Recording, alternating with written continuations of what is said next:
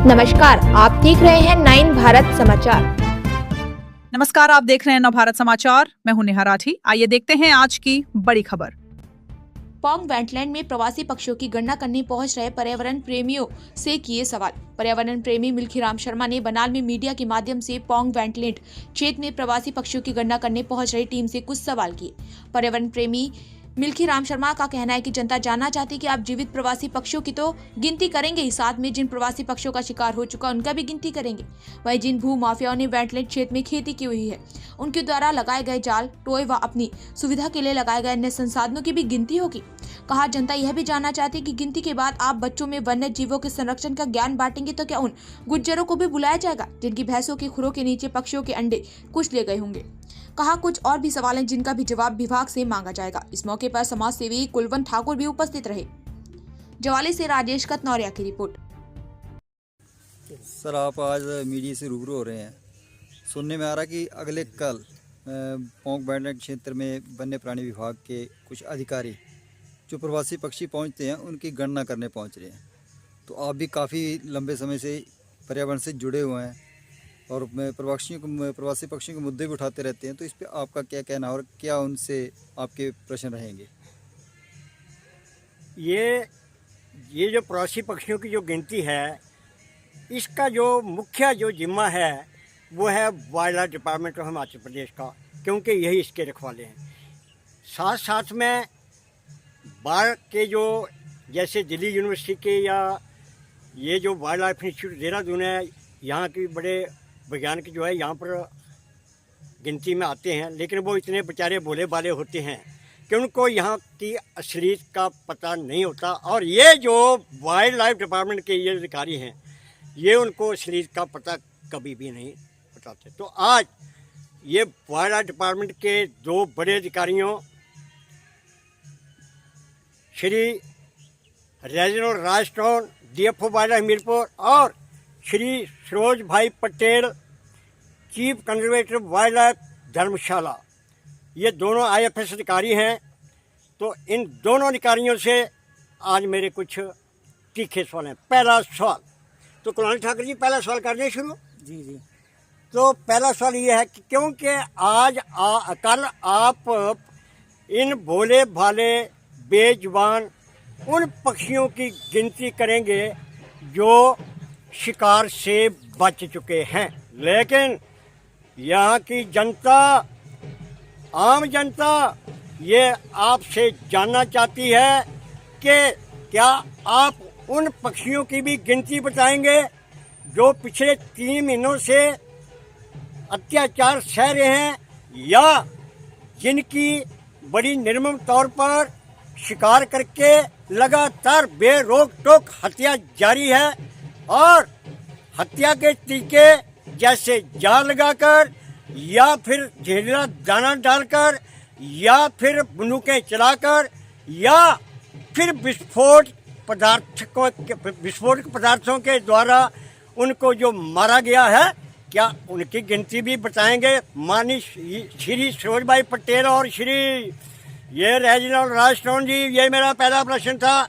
जहाँ तक विस्फोटों की बात हुई तो इन्हीं विस्फोटों के चलते चलते इन्हीं के कारण ये जो हमारी गांव माताएं थीं वो भी इन विस्फोटों की चपेट में आ गईं, और 4 गायें एक वेटलैंड के अंदर फारियां वाली और जो 2 थीं वो पनास गांव में वेटलैंड की सीमा यानी इको सेंसिटिव जोन में ये जो विस्फोट की वजह से बहुत ही दर्दनाक मौत हुई।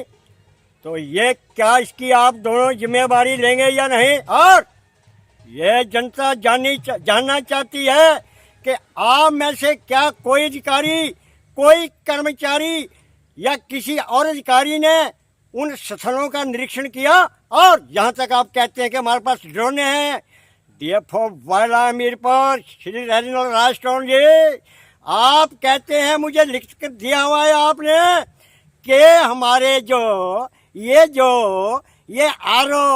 ये BO, ये गार्डन लगातार निगरानी करते हैं। तो क्या उन्होंने ड्रोन चलाया था अगर ड्रोन चलाया था तो उनको पता चला कि ये विस्फोट कहाँ पर हुए थे और ये पक्षी कहाँ कहाँ मरे थे। तो ये कुल मिलाकर ये हमारा दूसरा तीखा सवाल था। और अब तीसरा सवाल, इस समय पूरी वेटलैंड में कम से कम ये हर्षल से लेकर नगरोटा सूरिया तक, जो कि ज्वाली विधानसभा क्षेत्र के अंतर्गत आता है ये इलाका, और फिर उसके अगला जो इलाका है रेड से लेकर वो कहाँ तक, देरा तक, वो विधानसभा क्षेत्र देरा के अंतर्गत आता है। यहाँ पर कोई ही जगह बची होगी जहाँ पर के वैध खेती ना हुई हो। और दिन रात जो भूमि माफी हैं वो टूनी लगाकर इस तरह बैठे हुए हैं जैसे तपस्वी तप करते हैं। तो माननीय श्री सरोज भाई पटेल और माननीय श्री रेनो राष्ट्र जी, तो तीसरा प्रश्न जो जनता जानना चाहती है कि इन भूमि माफियों से आपके क्या संबंध हैं, और जो इन्होंने कितने, तो जनता ये भी पूछना चाहती है कि इन्होंने कितने हजार एकड़ पर अवैध खेती की है, कितनी इन्होंने बाड़बंदी की है, और कितने इन्होंने टूने लगाए हैं, और कितने इन्होंने टपरियां या टोए लगाए हैं। इनकी क्या पक्षियों के साथ इनकी भी गिनती करेंगे डीएफओ जी। तो ये था मेरा तीसरा प्रश्न। एक और प्रश्न जो है कि श्री सरोज भाई पटेल IFSC और IFS श्री रेजिनॉल्ड राष्ट्रों जी, आप तो 3 साल से भी ज़्यादा आप मेरे पर में कोई भी अधिकारी IFS से समय नहीं रहा। इसका मतलब आप में कुछ ऐसे गुण हैं जो कि सरकार को बड़े पसंद हैं।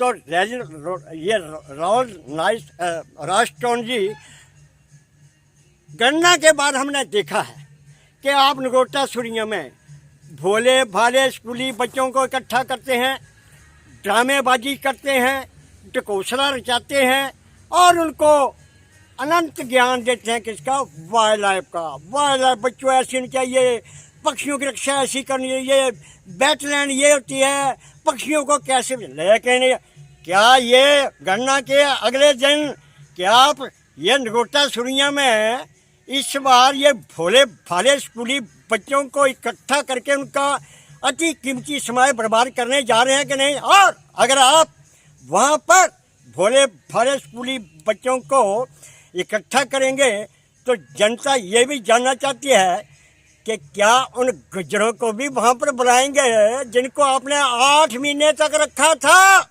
और कम से कम उन्होंने लाखों अंडे जो थे ना चाहते उनकी भैंसों के तले जो थे वो पेरिश हो गए थे, डिस्ट्रॉय हो गए थे। और ये जो ढकोसला रचाएंगे आप नगरोटा सूरिया में भोले भाले बच्चों की महफिल लगाकर, क्या आप ये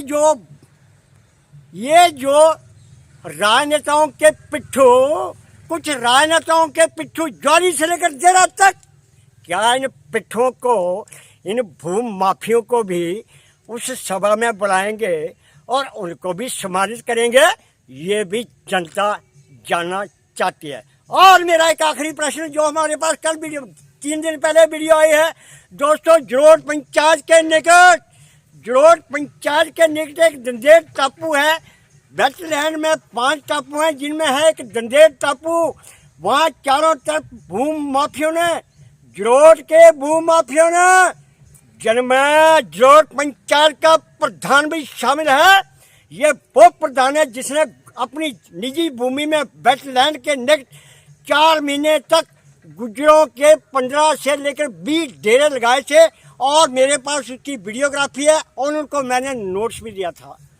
तो ये उन्होंने जो पशु वेटलैंड के अंदर आने थे कि क्या किया कि जो दंदेर टापू है उसमें कुछ गायें और कुछ जो ये बैल हैं वो ट्रैप हुए हैं, बहुत बुरी तरह फंसे हुए हैं। और जो हमारे पास वीडियोग्राफी हमने ली है उसमें कुछ पशु तत्काल मरे हुए पाए गए हैं।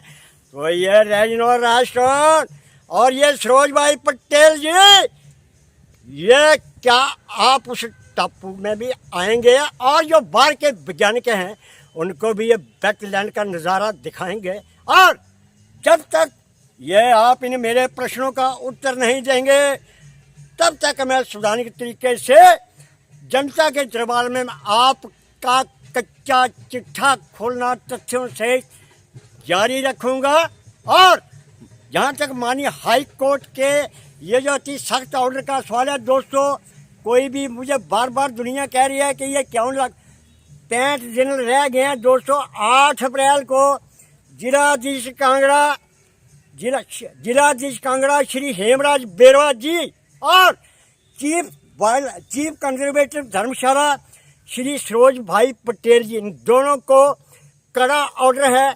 8 अप्रैल को इन दोनों को वहाँ पर स्पष्टीकरण देना होगा। जो जो मांगा हुआ है उसके बाद क्या होगा ये माननीय हाई कोर्ट के क्षेत्राधिकार में है। दोस्तों ये था इन अधिकारियों का कच्चा चिट्ठा और ये थे मेरे तीखे सवाल और तीखे सवाल जारी रहेंगे।